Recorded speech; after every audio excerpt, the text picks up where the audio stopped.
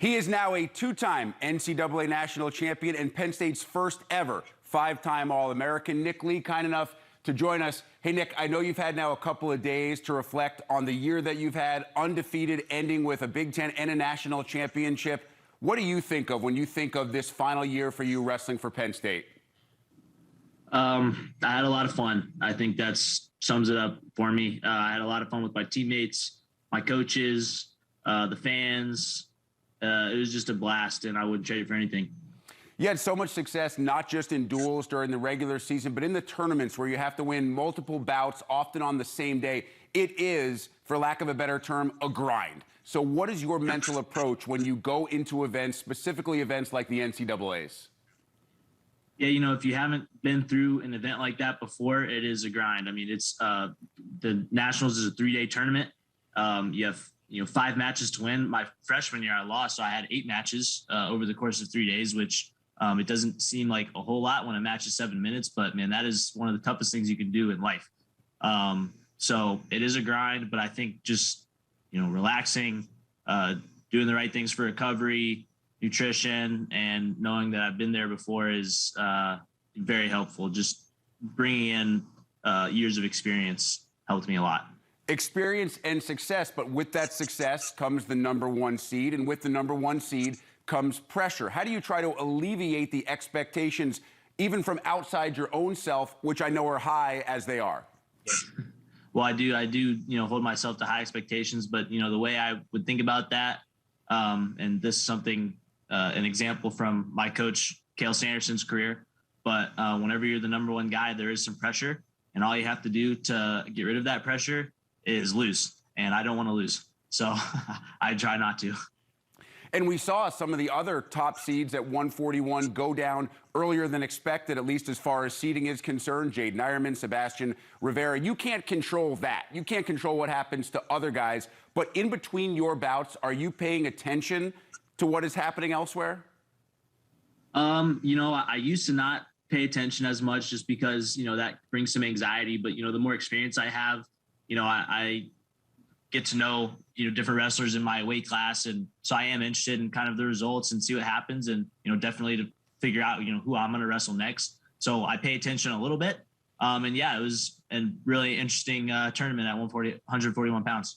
So you go into the final and you wrestle such a solid match. It's 9-2, but perhaps most impressive, you have more than 4 minutes of riding time by the time that we hear that final whistle. When you went back, I'm not sure if you've watched it yet or if you've just reflected, what were you happiest with about the way that you wrestled in that final?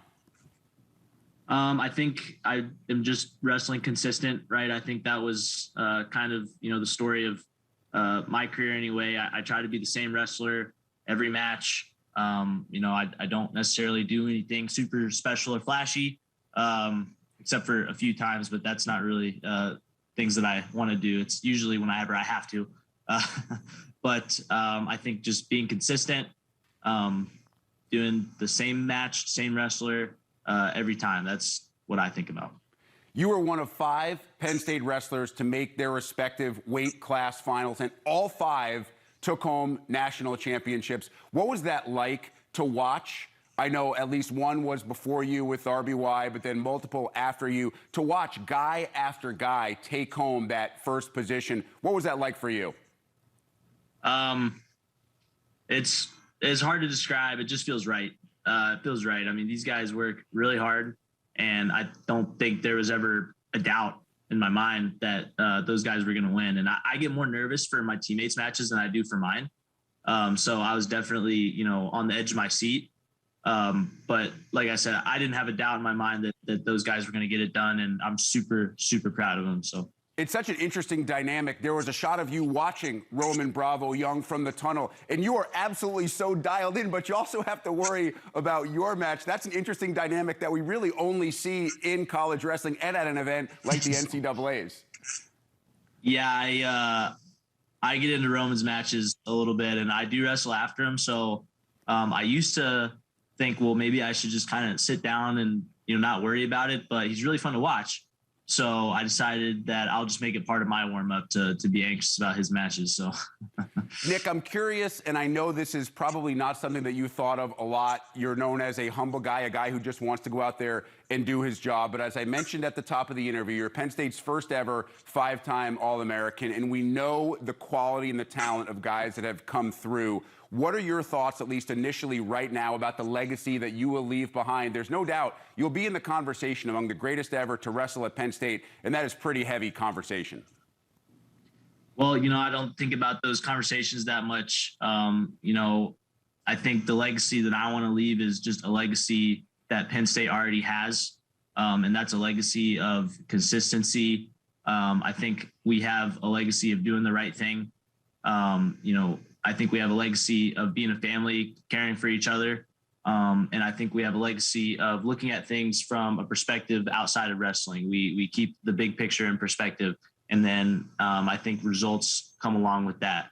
So I hope my, legacy, blends with the rest of Penn State. And I'm very grateful for the community and everything. It's been an incredible ride. So. Well, we are grateful to have had the opportunity to watch you. An amazing season, an amazing career. Congratulations on all your accomplishments with the Nittany Lions. Thank you. I appreciate it. Shane Sparks bobblehead.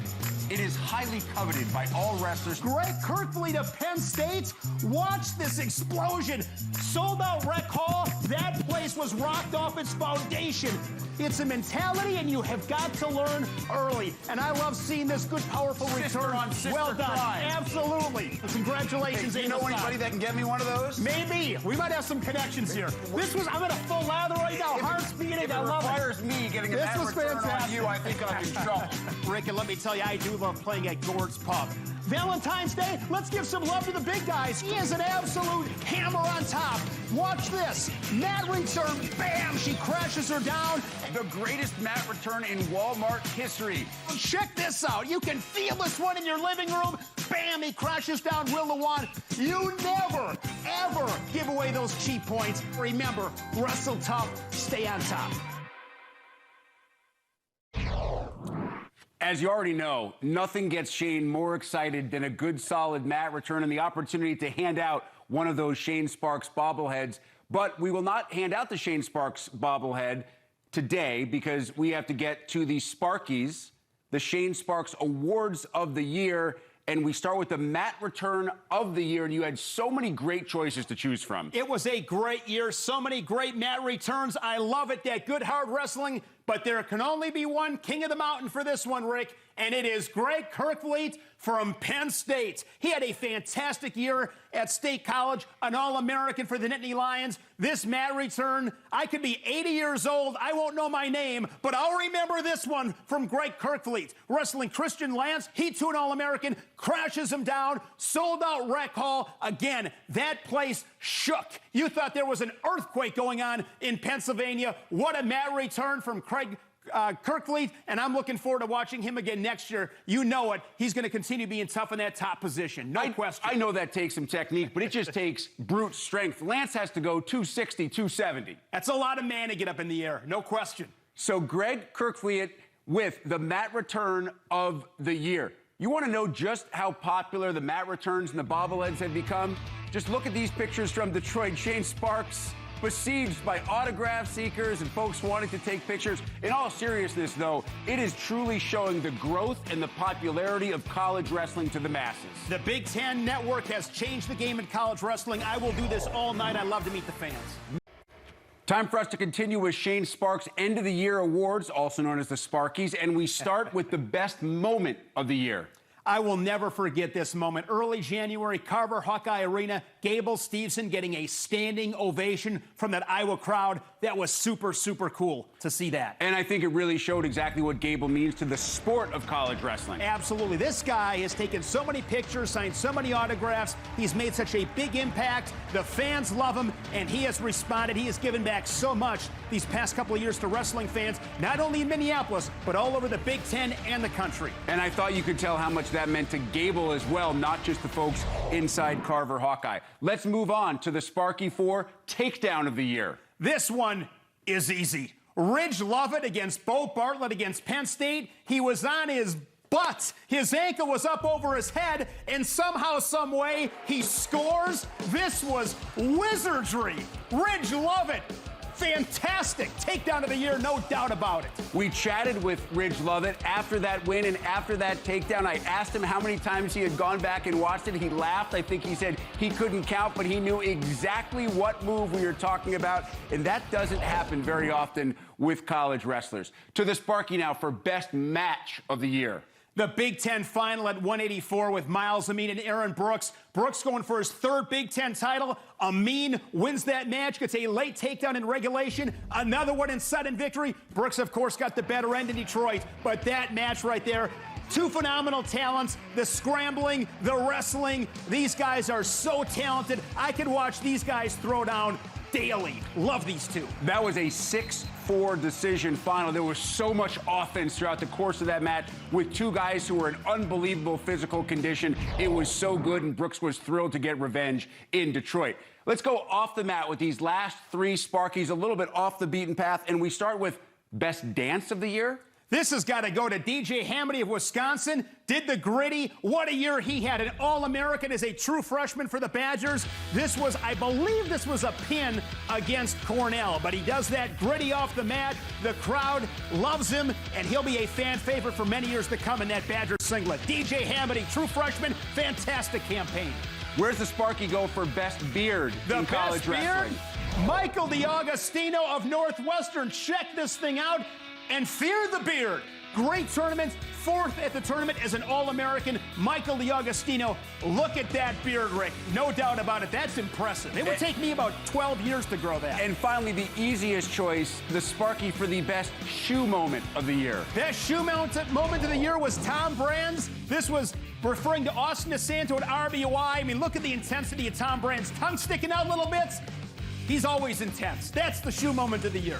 Who's more intense, though, is the question that we really need to know. Tom Brands or Shane Sparks? I've spent the entire year with you. I've only seen Brands from afar. I'm not sure that there is one of those wrong answers with that question. Hey, Shane, it has been a pleasure. What an amazing year to do this. And before we wrap up, we want to offer some thanks of our own. First to our producer, Jeff Sermon, who you've been on the call with on a lot of matches and has done an amazing job here with this show. It's a fantastic group behind the scenes. Thank you, fans. It's been great. Rick, it's been awesome working with you. I can't wait to get back at it next year. Let's go. And to our director, Nick Oz, as well, who has the impossible job of trying to make us look halfway decent throughout the course of the show, and everybody else involved. That wraps up Big Ten Wrestling and beyond.